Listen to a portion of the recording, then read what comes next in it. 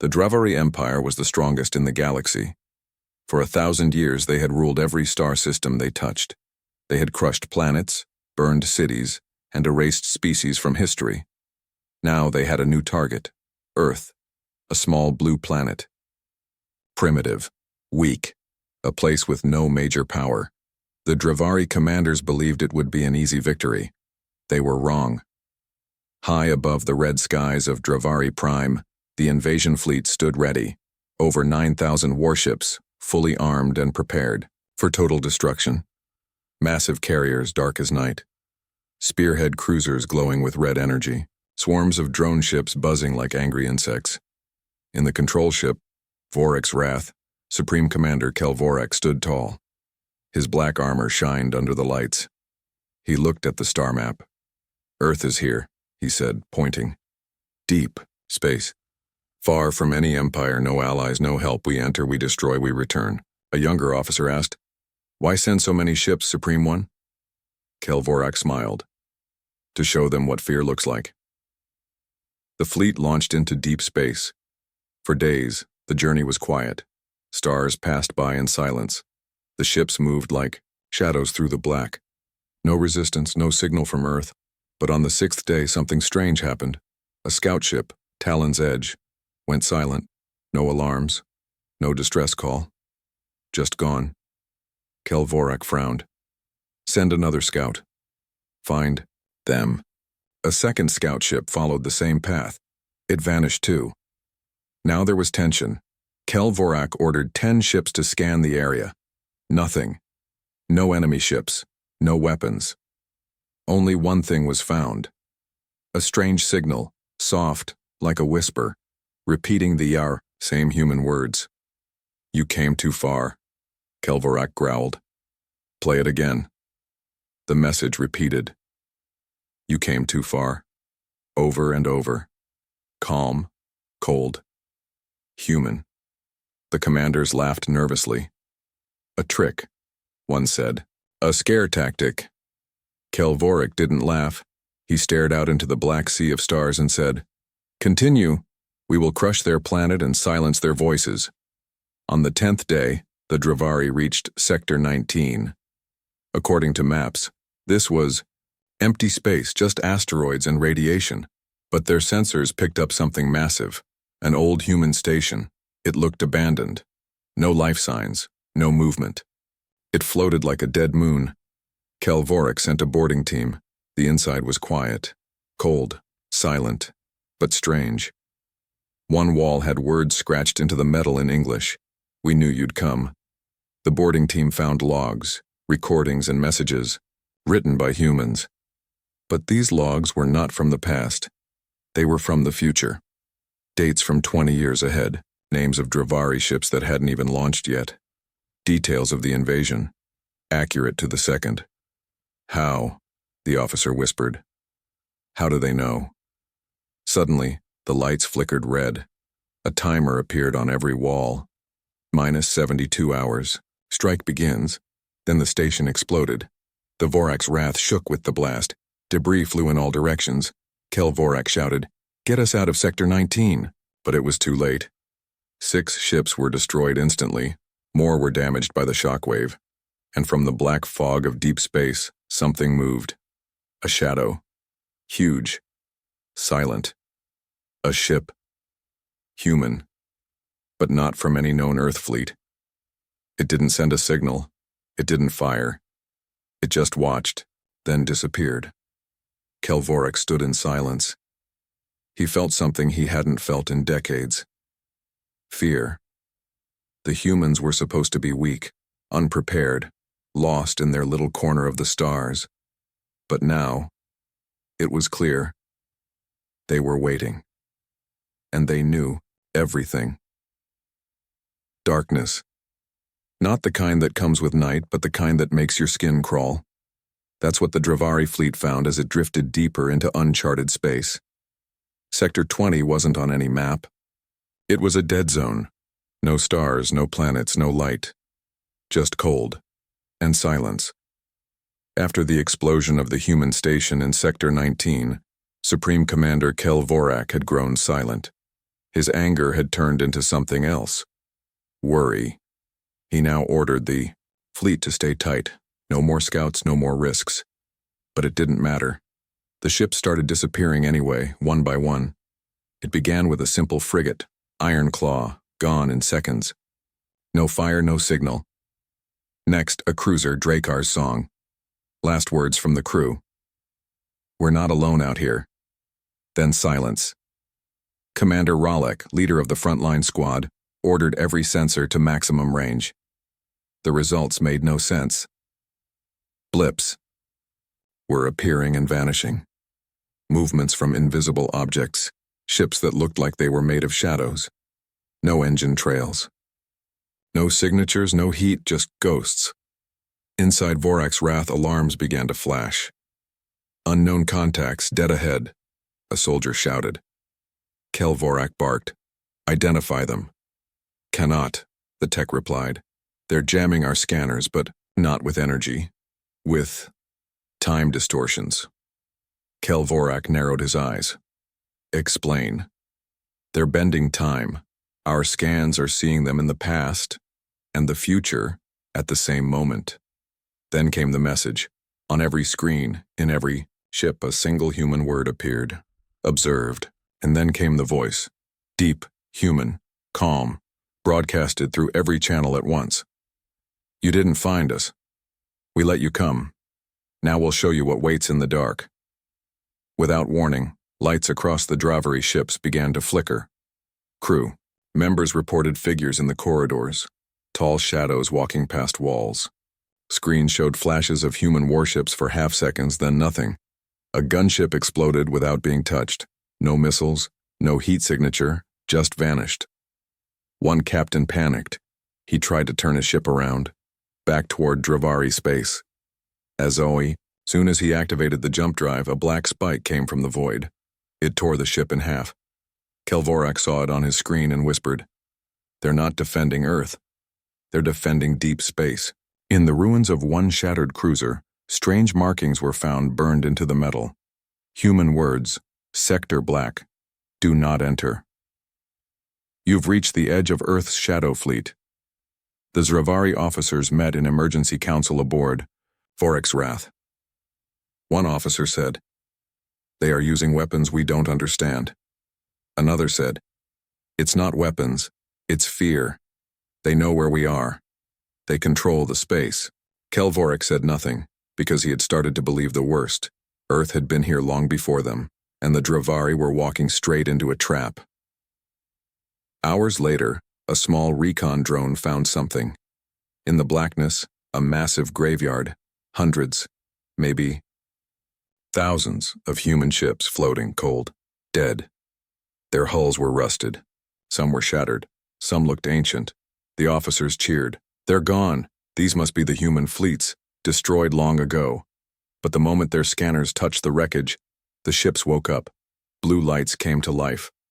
Old human warships turned toward the Dravari fleet, moving without engines, floating like ghosts. Weapons locked in. Kel Vorak shouted, It's a trap! Reverse course! Too late. A blast of pure white light hit the nearest battleship. It vanished. Seconds later, the human graveyard began to move in formation, as if they had been waiting. From deep space, a single voice rang out across the void. Earth never left deep space. We've just been watching. The Dravari fleet was no longer laughing. Out of 9,000 ships, nearly 400 were gone, erased, vanished, or destroyed by something they didn't understand. And now, a new threat had appeared. Not a swarm, not a trap, just one ship. But it was enough to make the entire fleet stop. It appeared in silence, right in the middle of the black void. No warning, no energy trail. Just there, a single human dreadnought. Massive. Dark, elegant.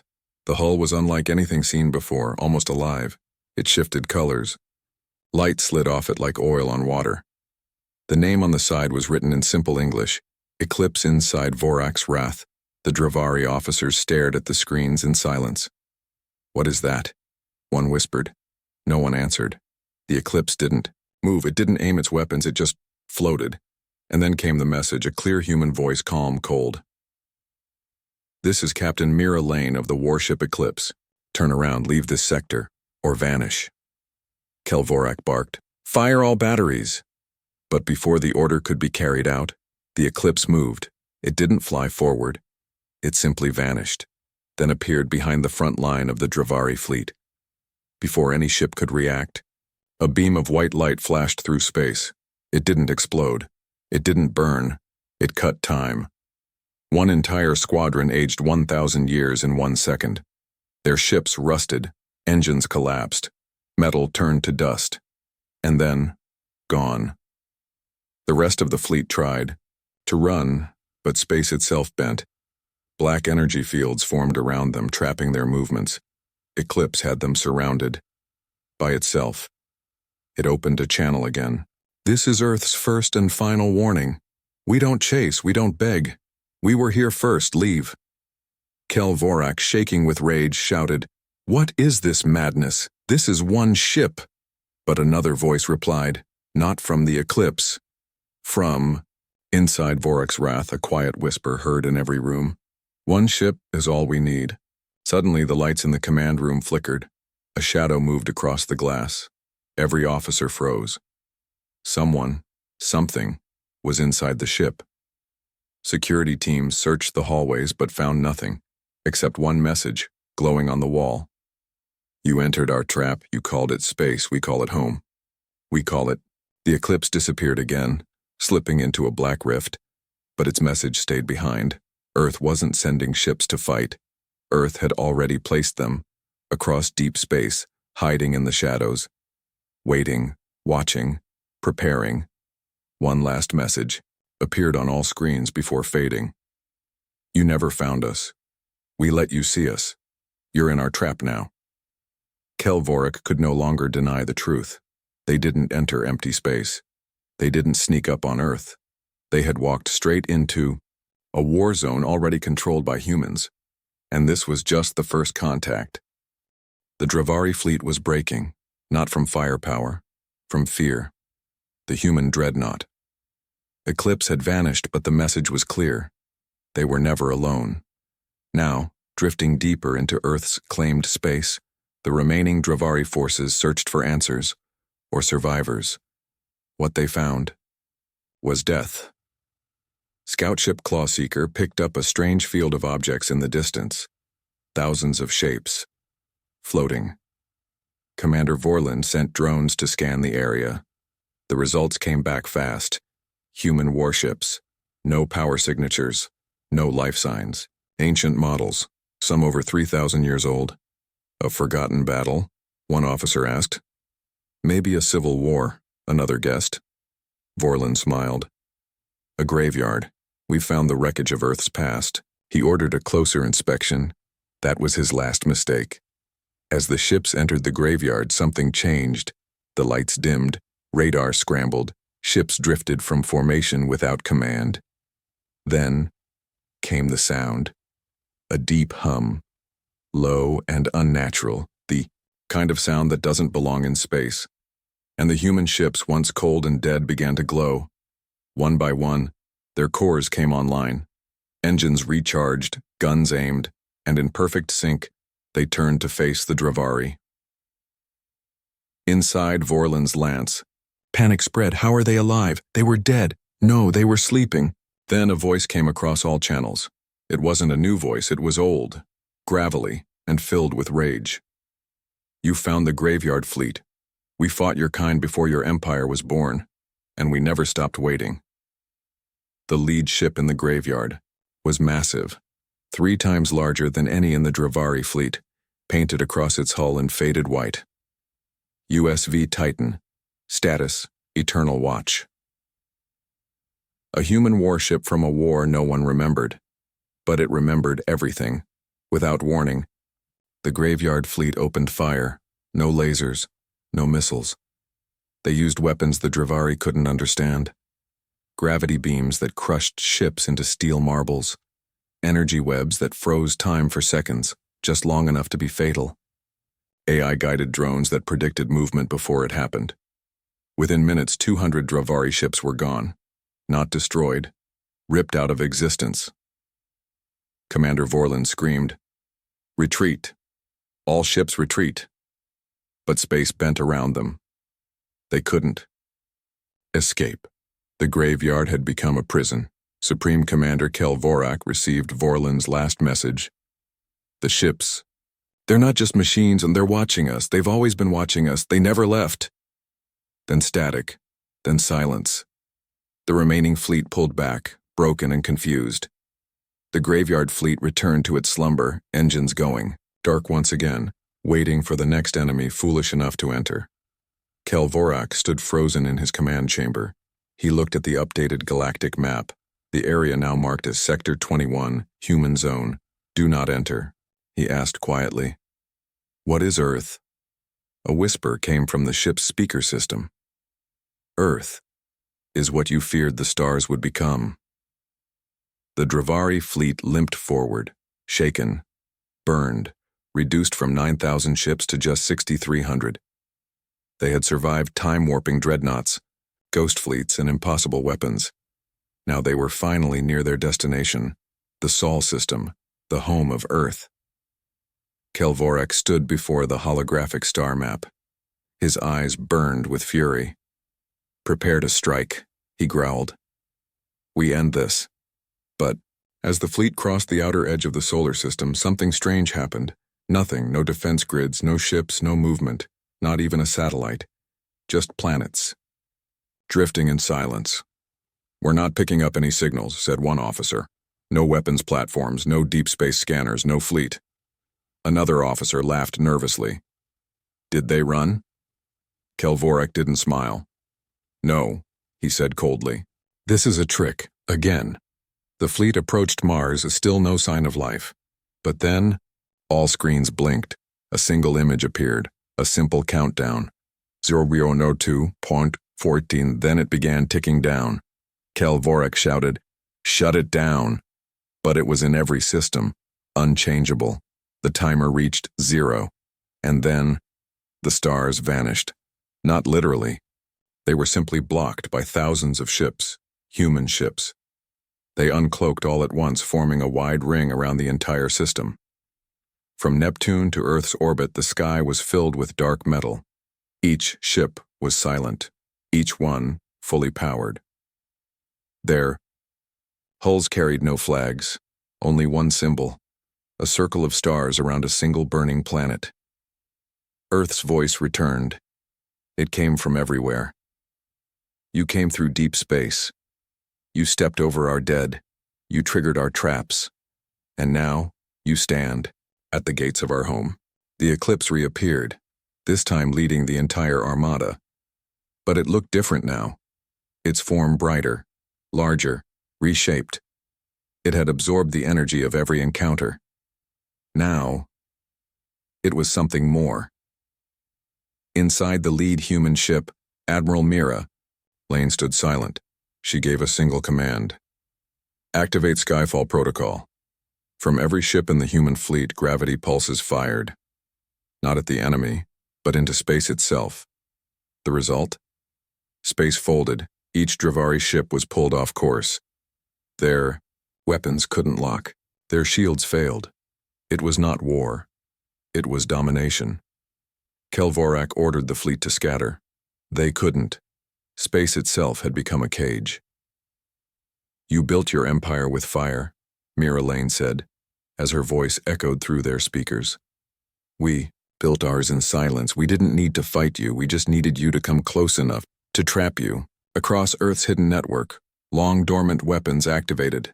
From moons, from asteroid fields, even from deep inside the sun's magnetic shield.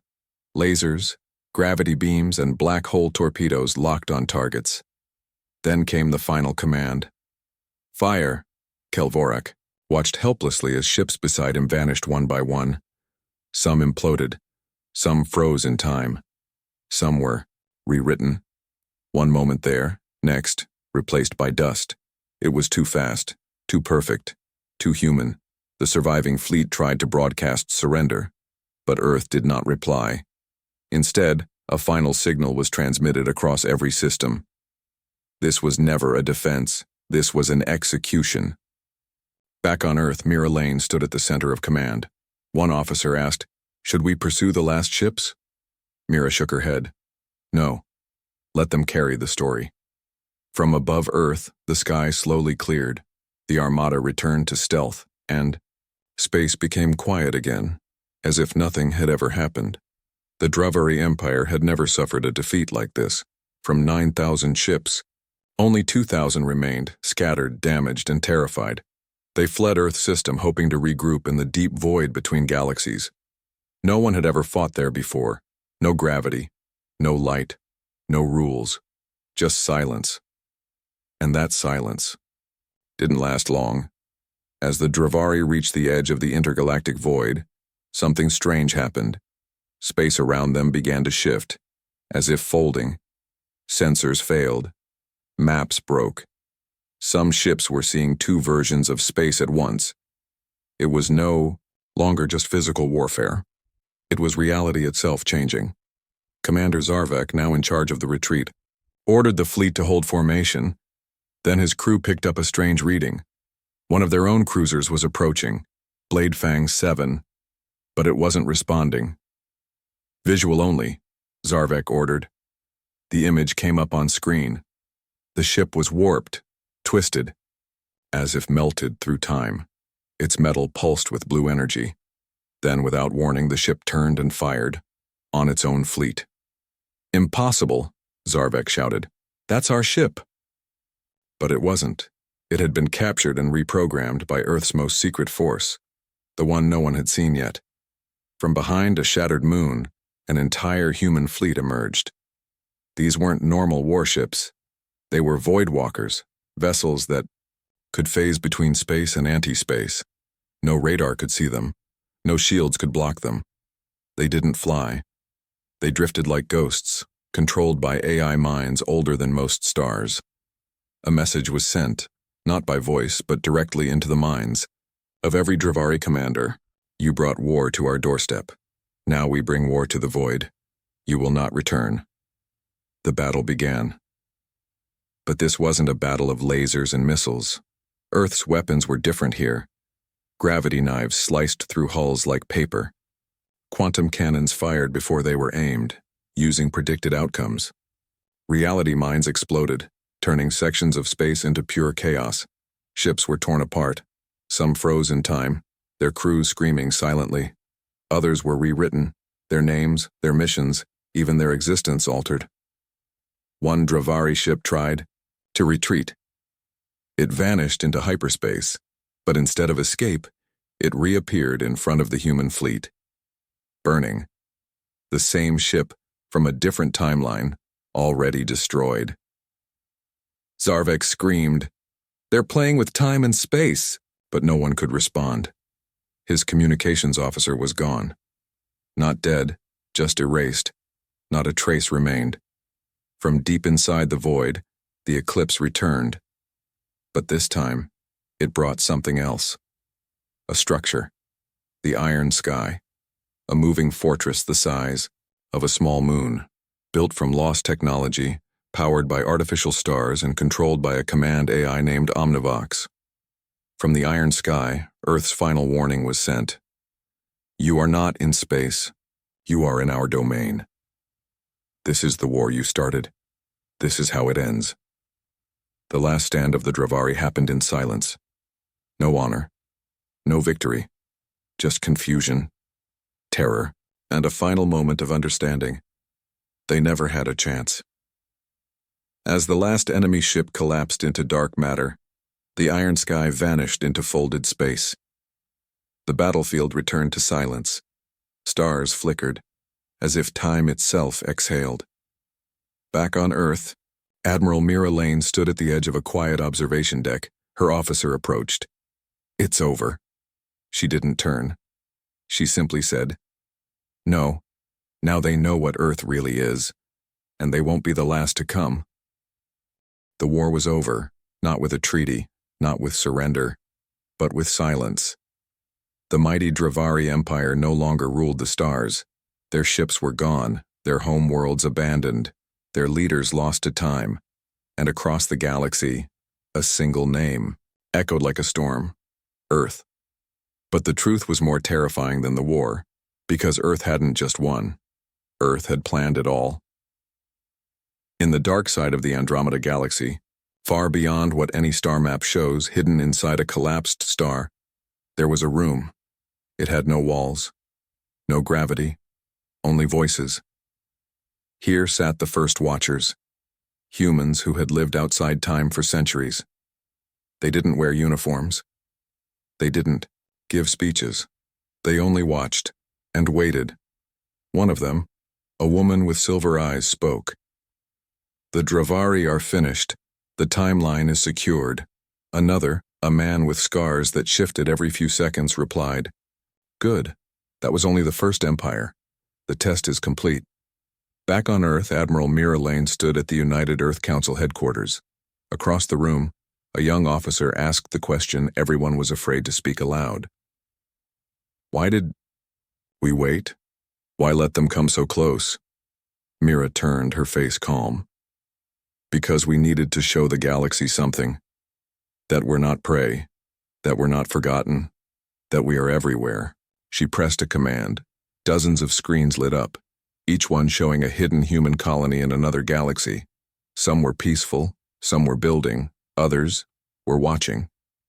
They had names like Outpost Horizon, the Red Arc Echo Station Prime, Solus Fleet Command, and one, simply called Project Waiter. The officer frowned. "What is Project Waiter?" Mira looked him in the eye.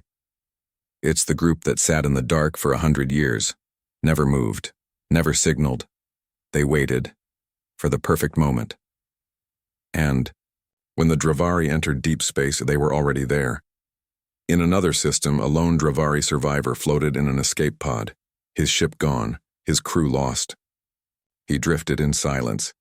Then a human voice came through his comms. Soft, calm, unshaken. "We left a few of you alive, so your species remembers, so they tell others, so they warn others. Earth was never behind. We just moved. Differently." The stars above flickered. A fleet passed through folded space, no trails, no heat, no sound. All human, none marked. Each ship headed in a different direction, toward new galaxies, unknown threats, future wars, and written across the side of the lead vessel were 5 simple words: "We are the ones who waited."